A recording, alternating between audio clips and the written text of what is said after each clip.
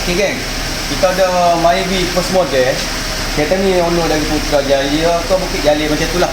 Dia bagi tahu saya mari nak tinggal tu kereta. Kita kata tak apa nak tinggal kereta. Kereta saya ni masalah gearbox sentak lah bang. Gearbox sentak.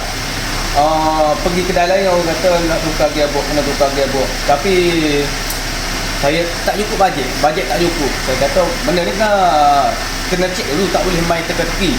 Kena cek dulu. Dia kata kereta gearbox sentak kuat sangat. Sentak pun tak semestinya semua masalah berpunca daripada gearbox. Kadang-kadang berpunca daripada sensor, solenoid body tu pun boleh jadi. Kita kena cek dulu. Tak boleh nak main teka-teki apa semua. Kalau kereta ni kita tengok sekarang ni, macam kereta ni memang sentak. Kalau dekat meter, tengok dekat meter, dia naik lapu Odi berkelip. Odi tu berkelip. Kalau kita tengok lapu Odi berkelip, tapi tak semestinya masalah gearbox. Sekarang ni kita masuk gear, memang sentak.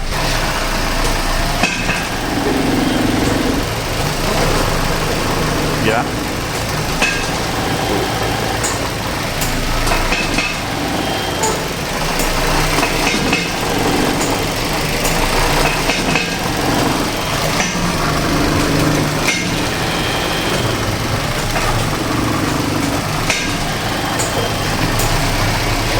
Kalau ikutkan memang tak kuat. Dekat meter pun naik 8 OT. Tapi kita scan sekarang ni, dia masalah sekarang ni naik solenoid. Solenoid ni buah body lah. Solenoid buah body. Nanti kita akan buka dekat OISAM tu, buka dia punya auto fitur, kita akan keluarkan solenoid buah body. Sebab ni dia ibarat shock solenoid buah body ni. Bukan gearbox masalah kereta ni. Confirm 100% bukan masalah gearbox. Masalah buah body saja. Saya dah tukar dah dia punya buah body. Buah body ni seketul ni macam orang panggil sarang tebuai lah. Ni solenoid buah body seketul ni. Saya dah tukar dah. Sebab naiklah body dekat meter tu. Tidak nyari-nyari hono habis duit tukar gearbox seketul. Kita tengok sekarang ni masalah sentak ni kuat tadi reverse pada D apa semua dah hilang. Kita terang masuk dia. Lampu body dekat meter pun dah padam. Try tengok dekat meter dia. Lampu body pun terus padam. Hilang terus. Masalah sentak tu terus hilang. Lampu body dah tak ada dah. Kita nak masuk gear. Terang tunjuk dekat enjin.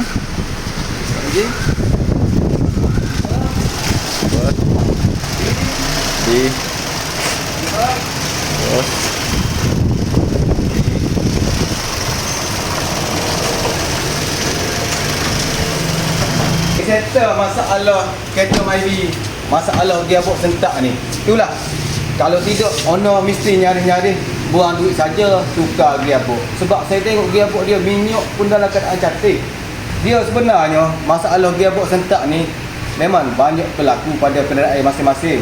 Tapi kalau berlaku masalah gearbox sentak, dia bukan semua masalah sentak je gearbox rosak. Sentak je gearbox rosak. Banyak kebarangkalian. Kemungkinan tu banyak. Sensor boleh jadi, fuse boleh jadi, relay boleh jadi, solenoid buah body pun boleh jadi macam yang saya tukar tadi tu.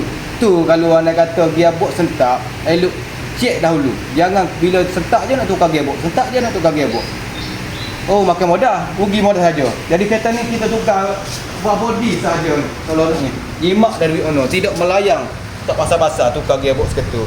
Settle masalah gearbox sentak kereta ni. Kereta pun gearbox dia pun sihat. Bila kita tengok kondisi masuk gear apa, test apa, dalam keadaan sihat, tak ada masalah lah. Boleh pakai je. Okey lah kereta ni.